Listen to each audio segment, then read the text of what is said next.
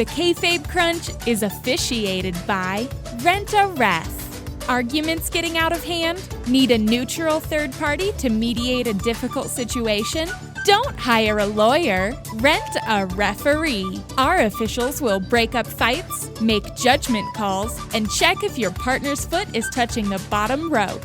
Rent a ref today for any of life's challenges.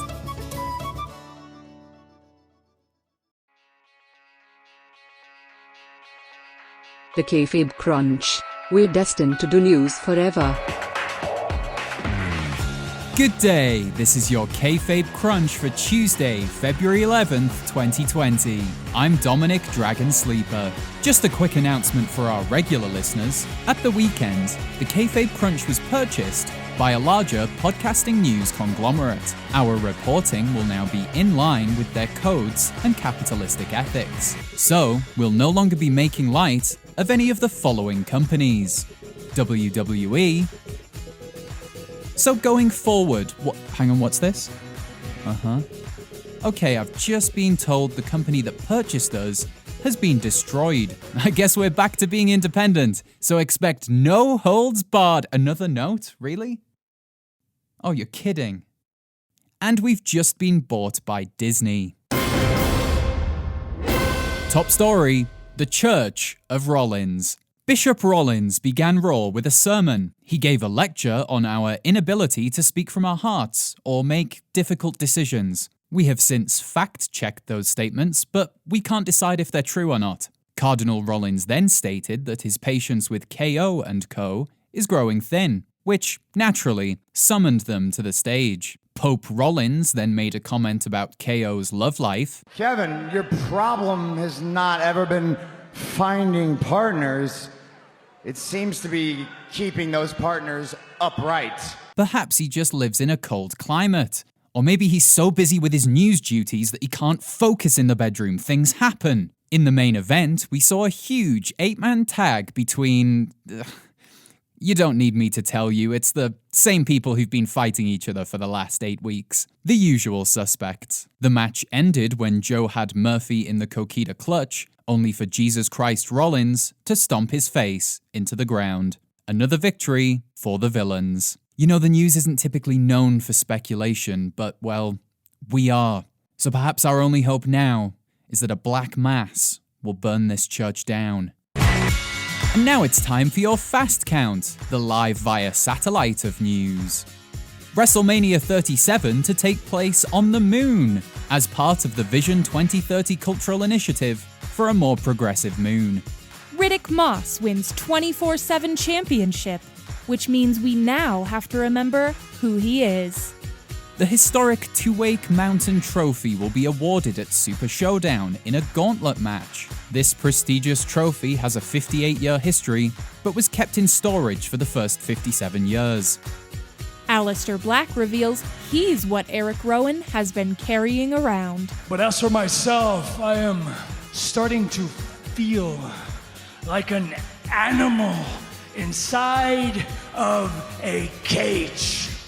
Matt Hardy reveals he no longer blames Edge for what happened with Lita, although now he blames Orton for what happened with Edge. Presumably, in the future, he'll blame Lita for what happened with Orton.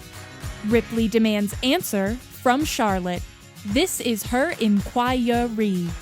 Double or Nothing 2 to take place in Vegas. Double 2 is 4, so this will be Quadruple or Nothing. Ruby Riott said Liv Morgan will always be a follower. Well, she has more followers on Twitter than you, Ruby, so... Mojo Rawley accused of riding Rob Gronkowski's coattails. This simply isn't true, as he rides the coattails of the entire NFL. Lana accuses Ricochet of stealing Bobby Lashley's dream. As he isn't trying to marry Lana, we're going to have to disagree. Orton performs his second concerto, a symphony of destruction to Matt Hardy's chord in B minor. Angel Garza claims to be a ladies' man. I'm sorry, I don't actually watch wrestling, I just read the news. I'm gonna need to fact check this. Can I see a picture? Oh my god. Oh, he's not wrong. And that's your Fast Count. You've been counted out. Take the loss. It's just not your time.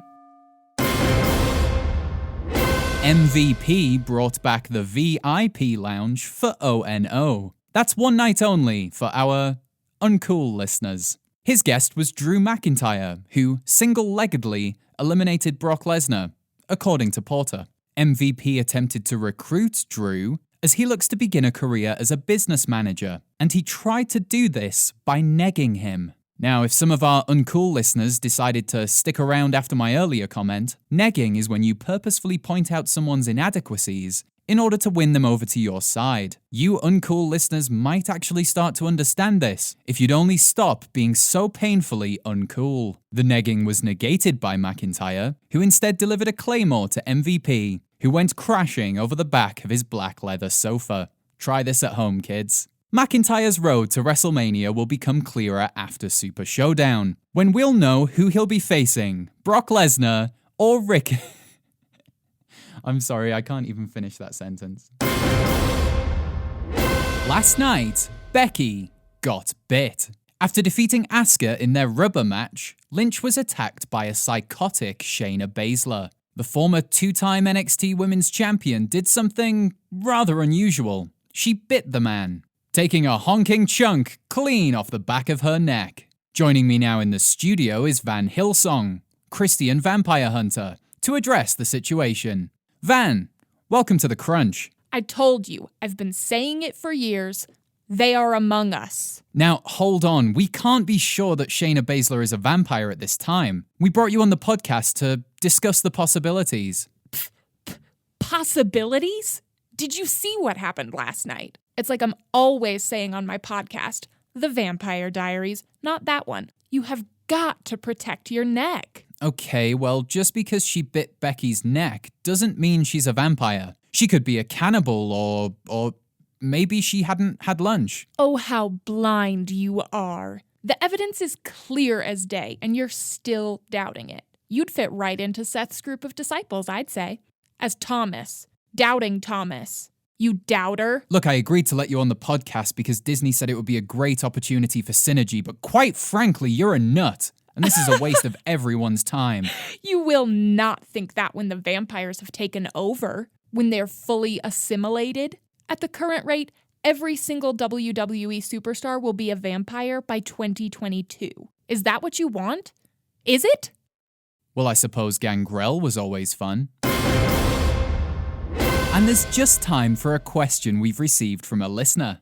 Didn't know this was a thing, so that's exciting. Dear Kayfabe Crunch, do you know when the finale of Raw will take place? Around 8 years ago, I told my friends to binge all of Raw so they'd be ready for the final episode. Now it's almost a decade later, and there's no end in sight. My friends now hate me, and also my fish died, but that's probably unrelated. And that comes from Dave in Pittsburgh. Thank you, Dave. Well, the truth is, Raw will never end. It will outlive you and I, and possibly the entire human race. Archaeologists from the next dominant species to inhabit this planet will find an arena underground, where the 147,986th episode of Raw will be taking place. Vince McMachine 9.2 will be running the show, and the main event will be Billy Kidman VII versus Roman Reigns.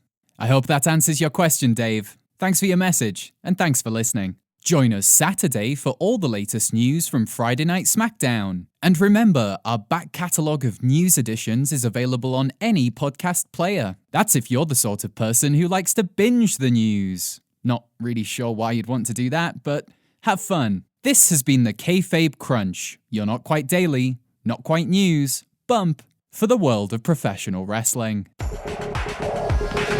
The Kayfabe Crunch is officiated by Rent a Ref. 2 officials are better than 1. This week only, rent a ref and we'll send a second referee absolutely free. All our referees are Falls Count Anywhere certified and will happily slam their palms down on any surface. Even molten lava. With Rent a Ref, you can officially pin your enemies for the 1, 2, 3.